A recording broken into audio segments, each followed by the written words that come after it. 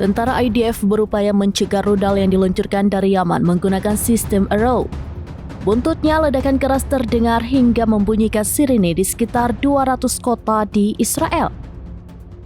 Mengutip Tribun News pada 26 Maret, kabar itu diumumkan lewat pernyataan Komando Front Dalam Negeri Israel pada Selasa 25 Maret 2025. Dari laporan tersebut, tentara Israel mengatakan pihaknya mencegah rudal yang diluncurkan dari Yaman menggunakan sistem Arrow sebelum memasuki wilayah udara Israel. Sementara itu, sumber-sumber informasi lainnya mengatakan jika Arrow yang merupakan bagian dari sistem pertahanan udara Israel telah menembakkan rudal pencegat ke wilayah Israel Tengah untuk menggagalkan tujuan rudal Yaman meledak di wilayah targetnya. Imbas tabrakan dari rudal pencegah Israel dengan rudal balistik Houthi, ledakan di Tel Aviv, Yerusalem, dan wilayah pesisir selatan Tel Aviv terdengar. Perlu diketahui, Houthi Yaman telah berjanji akan membuat Israel tidak aman lagi. Dengan begitu, pihaknya akan terus meluncurkan serangan rudal atau bahkan drone ke wilayah pemerintahan Benjamin Netanyahu berada.